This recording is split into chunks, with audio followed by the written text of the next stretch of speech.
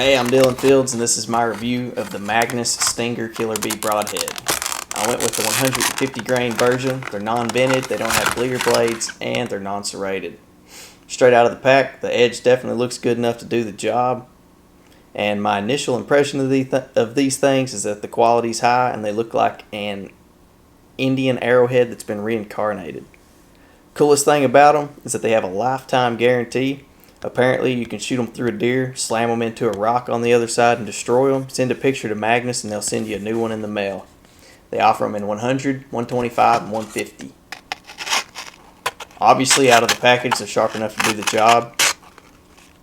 As you can see, it's cutting through the piece of paper quite easily. Poking through it, also easy. The diameter is 1 inch. Let's get them outside and test them. I'm shooting an old Mackenzie target with the business card folded in half and stuck on there with a couple of thumbtacks. I'm shooting a Mathews Verdicts 28-inch draw, 75-pound draw mods. And my arrow is a gold tip hunter, cut at 28 inches, 50 grain insert, 2-inch blazer vanes, total arrow weight of 495, including the broadhead. That's a Vapor Trail limb-driven rest and a Trophy Ridge clutch, set to 55 yards. First few shots are going to be field tips at 55 yards just to see where the bow's at and make sure I'm on. Now the problem I've always had with fixed blade broadheads like this is that they don't seem to fly like my field tips, but we're going to get to the bottom of that here in just a second and see how they do. Stepping up to the target, you can see that I hit a little bit right. Still a pretty good group and close enough for 55 yards. I decided to step back, screw on my Magnus broadhead, step up to 30 yards, and try it out there. A little bit of slow motion action for you.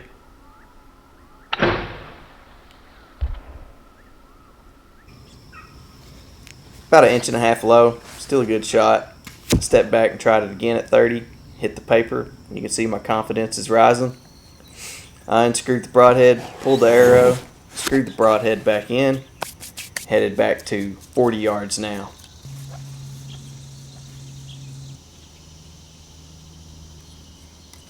Getting dialed in at 40, I figured this is probably where I would start seeing some issues with the broadhead hitting either to the left, right, or low. After the first shot, you can see the look on my face here in just a second that I definitely hit what I was aiming at. Stepping up to the piece of paper, I clipped the bottom left side. You can see my confidence is skyrocketing by that cheeser grin I had. Pulling the arrow out, I decided I would step back to 50 yards now and see what I could do. Deep breath, the draw, American Eagle underpants showing, the shot. Then you can see me nod that I hit the target where I wanted to. Right in the top edge of the piece of paper. Confidence is over the moon. I decided to step back to 60 yards and try it one last time before I sharpened it back up and put it in my quiver for the upcoming deer season.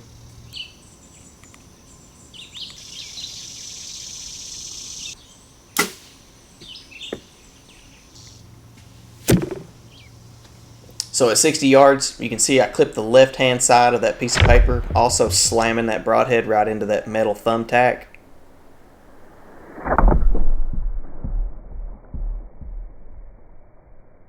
Back inside, we're going to test out the sharpness of it. This is the good side first. Seems to be cutting through the paper pretty easy. So not only can you kill your deer with this broadhead, you can jump down out of the tree and gut it afterwards. Going to the bad side that hit the staple, the thumbtack. So the bottom edge wants to cut, but it looks like the top edge is just pushing through the paper and tearing it more or less.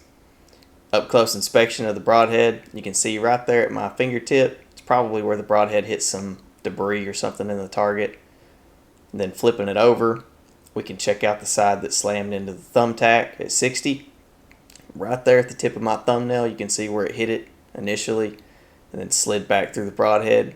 Obviously, it's nothing you can't sharpen up on a whetstone quick, but I'm super excited to try these things. I feel like they're going to do an awesome job in the deer woods. Going to get great penetration with them with my setup. And from what I can tell, this is going to be my broadhead of choice for the foreseeable future. Check out Magnus broadheads. I love these things. Can't wait to try them out. Like and subscribe. Thanks. We're going out. You can't be going out in the woods hungry. You need to have some sausage, some bacon. That is cool. Use this to keep our air conditioner.